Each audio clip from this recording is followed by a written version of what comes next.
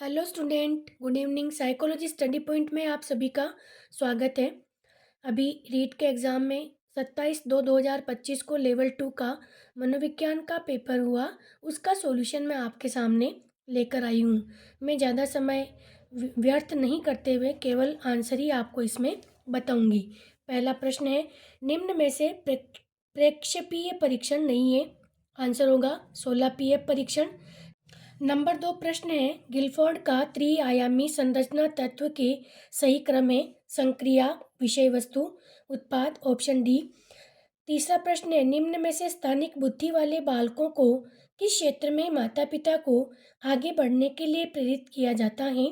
Answer होगा शिल्पकार, संगीतज्ञ, मूर्तिकार, सर्वेक्षक।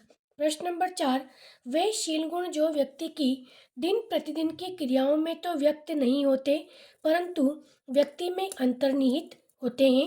आंसर होगा डी, मूल शील गुण। प्रश्न नंबर 5, विकलांगता अधिनियम 2016 के तहत कितने रोगों को माना है।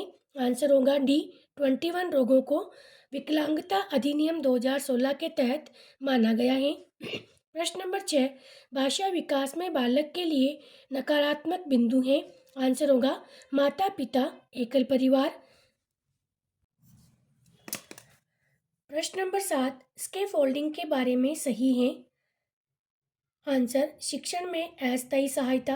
प्रश्न नंबर 8, एनसीएफ 2005 का मुख्य उद्देश्य था सतत एवं व्यापक मूल्यांकन पर बल। प्रश्न 9, द्वंद्व सुमेलित कीजिए। द्वंद्व व भविष्य की चिंता, किशोरावस्था। आत्मीयता व त्याग 65 वर्ष से अधिक। अहम की भावना 1 से 3 वर्ष और लज्जा व शर्मिला 4 से 12 वर्ष। ये सुमेलित है। प्रश्न नंबर 10, शिक्षा का अधिकार 2009 में धारा 29 में उल्लेखित है। पाठ्यक्रम का मूल्यांकन। प्रश्न 11, विशेष शिक्षा के लिए प्रशिक्षण कार्यक्रम और पाठ्यक्रम कौन नियंत्रित करता है। भारतीय पुनर्वास परिषद। प्रश्न नंबर 12, कभी कभी प्रतिभाशाली माता पिता के बच्चे उनकी तुलना में कम वृद्धि व उच्चतम से निम्नतम की ओर अग्रसर, इसका मुख्य कारण है प्रत्यागमन। प्रश्न नंबर 13, प्रधानमंत्री नवोन्मेष शिक्षण कार्यक्रम का ध्रुव क्या है।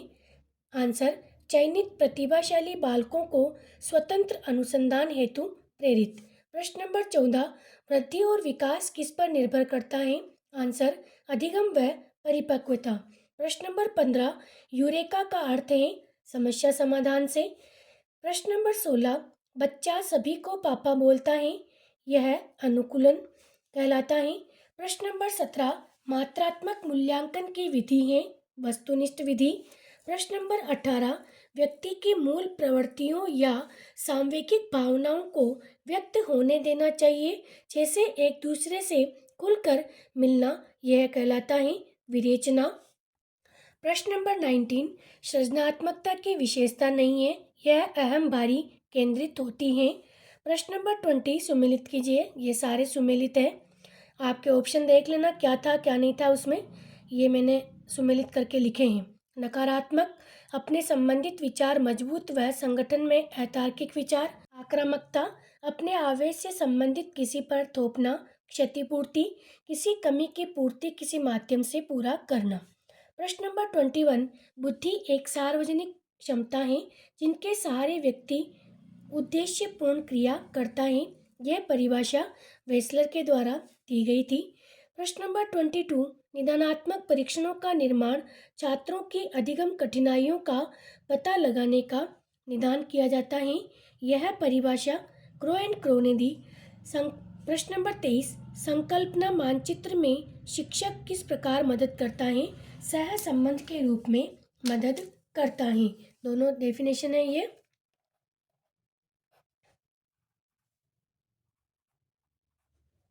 Thank you.